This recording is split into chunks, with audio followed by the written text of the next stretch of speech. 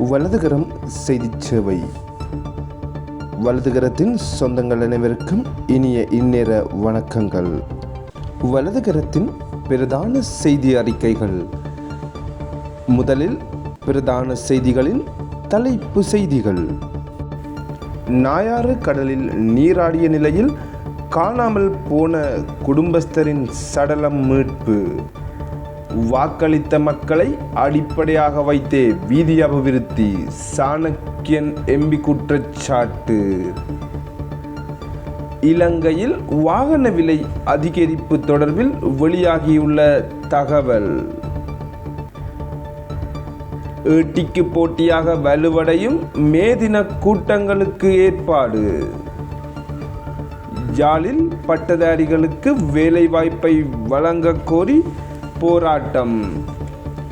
தேயிலை பெருந்தோட்டத்துறை தொடர்பில் விடுக்கப்பட்டுள்ள எச்சரிக்கை. இலங்கையில் சுத்திகரிப்பு நிலையங்களை தீர்மானிப்பதற்கான ஆய்வு. யாழில் சட்டவிரோத மரக்குற்றிகளை வைத்திருந்த 2 கைது. தொடர்பென வலதுகரத்தின் பிரதான செய்திகள்.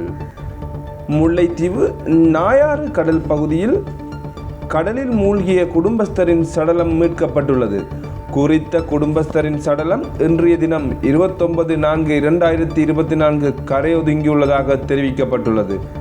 முல்லைத்தீவு நாயாறு கடல் பகுதியில் கடலில் குளிக்க சென்ற 5 பேர் கொண்ட குழுவினர் நேற்று மாலை கடலில் நீராடியுள்ளார்கள்.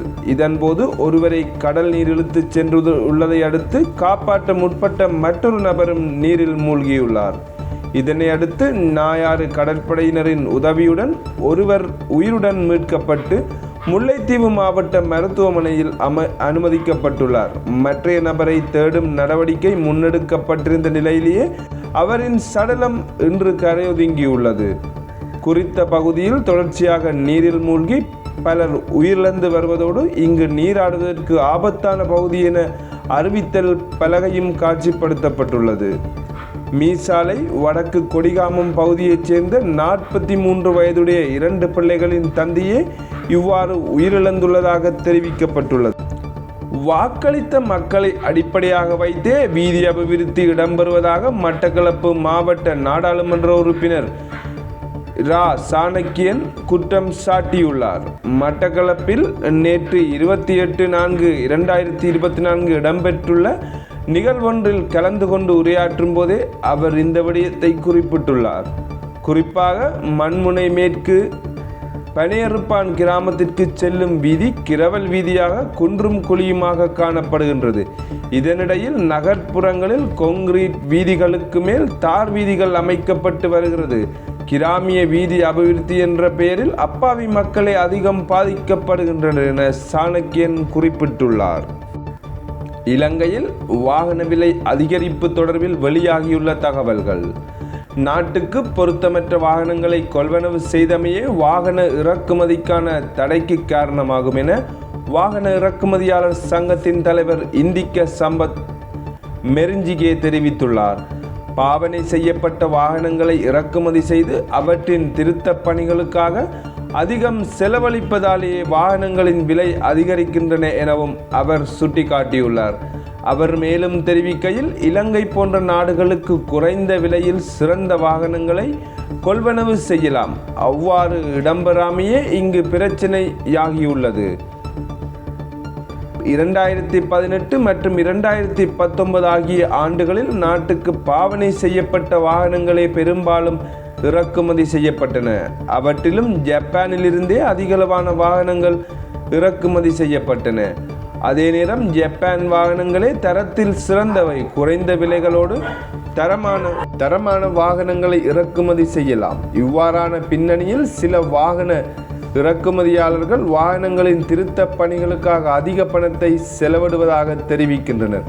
ஆகையால் வாகனத்தின் விலை அதிகரிப்பதாகவும் அவர்கள் குறிப்பிடுகின்றனர். தேர்தல்கள் எதிர்வரும் நிலையில் இம்முறை தேசிய அரசியல் கட்சிகள் ஏட்டிக்கு போட்டியாக மே தின கூட்டங்களுக்கு ஏற்பாடு செய்துள்ளன. ஒவ்வொரு கட்சியும் இலட்சக்கணக்கான மக்களை அணிதிரட்டி தமது பலத்தினை வெளிப்படுத்துவதற்கும் கடும் முயற்சிகளை மேற்கொண்டுள்ளன. அந்த வகையில் ஐக்கிய தேசிய கட்சியின் மே தின கூட்டம் மருதானையில் நடைபெறவுள்ளது. கட்சியின் தலைவரும் ஜனாதிபதியுமான ரணில் விக்ரமசிங்க தலைமையில் நடைபெறும் இந்த கூட்டத்தில் எதிர்வரும் ஜனாதிபதி தேர்தலில் ஜனாதிபதி ரணில் விக்ரமசிங்க தலைமையிலான தரப்பை ஆதரிக்க உள்ள அரசியல் கட்சிகளின் தலைவர்கள் மற்றும் பிரதிநிதிகளும் பங்கேற்க உள்ளனர். ஈழ மக்கள் ஜனநாயக கட்சியின் செயலாளர் நாயகமும் அமைச்சருமான டக்ளஸ் தேவானந்தா ரூபவ் நிமல் லான்சா தலைமையிலான புதிய கூட்டணியின் அங்கத்தவர்கள் மற்றும் தொழிற்சங்க பிரதிநிதிகள் ஆகியோரும் ஐக்கிய தேசிய கட்சியின் மே தின கூட்டங்களில் பங்கேற்க உள்ளனர். ஆளும் பொதுஜன பெரமுன மொட்டு கட்சியின் மே தின கூட்டம் பொரளை கம்பல் மைதானத்தில் முன்னாள் ஜனாதிபதி மஹிந்த ராஜபக்ச தலைமையிலும் நடைபெற உள்ளது. பிரதான எதிர்க்கட்சியான ஐக்கிய மக்கள் சக்தியின் மே தின கூட்டம் கொழும்பு புறக்கோட்டையிலிருந்து பேரணி ஆரம்பிக்கப்பட்டு கொழும்பு நகரசபை வளாகத்தில் நடைபெற உள்ளது.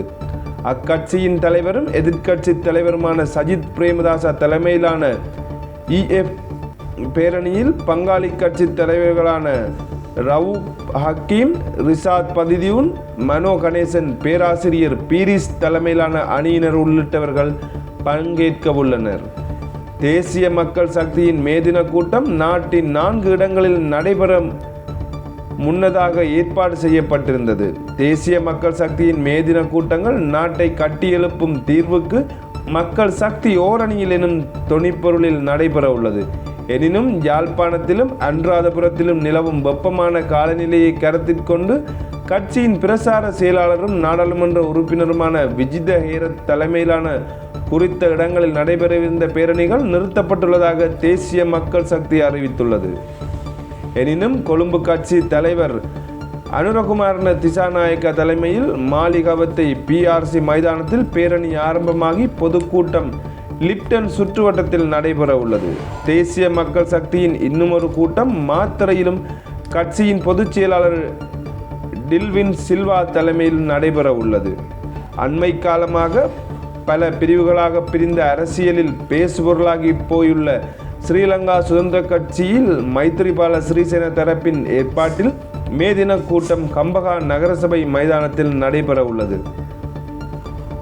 தமிழ் மக்களின் பிரதான அரசியல் கட்சியான இலங்கை தமிழரசு கட்சி மே தின கூட்டம் கிளிநொச்சியிலும் மட்டக்களப்பிலும் நடைபெற உள்ளது. கிளிநொச்சி மாவட்ட தொழிற்சங்கங்களின் ஏற்பாட்டில் முன்னெடுக்கப்படும் இந்த கூட்டம் கிளிநொச்சி மத்திய கல்லூரி மைதானத்தில் பிற்பகல் 2:30 மணிக்கு நடைபெற உள்ளது. மலையக மக்களின் பிரதான அரசியல் கட்சியான இலங்கை தொழிலாளர் காங்கிரசின் மே தின கூட்டம் கொட்டகலையில் நடைபெற உள்ளது. யாழில் பட்டதாரிகளுக்கு வேலைவாய்ப்பை வழங்க கோரி போராட்டம். அனைத்து பட்டதாரிகளுக்கும் பாரபட்சமின்றி வேலை வாய்ப்பை வழங்க வேண்டும் என்று வலியுறுத்தி யாழ்ப்பாணத்தில் போராட்டம் ஒன்று முன்னெடுக்கப்பட்டுள்ளது. வடக்கு மாகாண வேலையில்லா பட்டதாரிகள் சங்கத்தின் ஏற்பாட்டில் யாழ் மாவட்ட செயலகத்திற்கு முன்னால் இன்று காலை இந்த போராட்டம் மேற்கொள்ளப்பட்டுள்ளது. இதன்போது ஏமாற்றாதே பட்டதாரிகளை ஏமாற்றாதே, வேண்டும் வேண்டும் வேலை வேண்டும், நாசம் நாசம் கனவுகள் நாசம் உள்ளிட்ட பல்வேறு கோஷங்களை பட்டதாரிகள் எழுப்பியிருந்தனர். இதேவேளை இந்த கோரிக்கைகளை வலியுறுத்தி அரசியல்வாதிகளுக்கும் அந்த மனுவின் பிரதிகளை அனுப்பி வைக்க உள்ளதாக பட்டதாரிகள் தெரிவித்துள்ளனர். மேலும் தமது கோரிக்கைகளை அரசாங்கம் விரைந்து நிறைவேற்ற வேண்டும் எனவும், இல்லையேல் தொடர்ந்தும் தாம் பாரிய போராட்டங்களை நடத்த உள்ளதாகவும் அவர்கள் குறிப்பிட்டனர். தேயிலை பெருந்தோட்டத்துறை தொடர்பில் விடுக்கப்பட்டுள்ள எச்சரிக்கை. தேயிலை பெருந்தோட்டத்துறை வங்குரோத்து அடையும் அபாயத்தினை எதிர்நோக்கியுள்ளதாக முதலாளிமார் சம்மேளனம் எச்சரிக்கை விடுத்துள்ளது. முதலாளிமார் சம்மேளனத்தின் ஊடாக பேச்சாளர் ரொசான் ராஜதுரை இந்த எச்சரிக்கையை விடுத்துள்ளார். பெருந்தோட்டத்துறை ஊழியர்களின் சம்பள அதிகரிப்பு குறித்து அவர் இவ்வாறு கருத்து வெளியிட்டுள்ளார். உற்பத்தி வினைத்திறனை அடிப்படையாக கொண்ட சம்பள அதிகரிப்பு முறைமையே உசிதமானது என அவர் சுட்டிக்காட்டியுள்ளார். உற்பத்தி வினைத்திறனை கருத்தில் கொள்ளாத சம்பள அதிகரிப்புகள் ஒட்டுமொத்த பெருந்தோட்டத்துறையை வங்குரோத்து அடைய செய்துவிடும் என எச்சரிக்கை விடுத்துள்ளார். நாள் சம்பளத்தை 1700 ரூபாய் உயர்த்தப்பட வேண்டும் என தொழிற்சங்கங்களின் கோரிக்கை விடுத்துள்ளன. பெருந்தோட்ட தொழிலாளி ஒருவர் நாளொன்றுக்கு சுமார் 2000 ரூபாய் சம்பளம் ஈட்டக்கூடிய யோசனை ஒன்றை தமது சம்மேளனம் முன்மொழிந்துள்ளதாக அவர் சுட்டிக்காட்டியுள்ளார். இந்த முன்மொழிவானது உற்பத்தி வினைத்திறனை அடிப்படையாக கொண்டது என அவர் தெரிவித்துள்ளார். யாழில் சட்டவிரோத மரக்குற்றிகளை வைத்திருந்தவர் 2 கைது.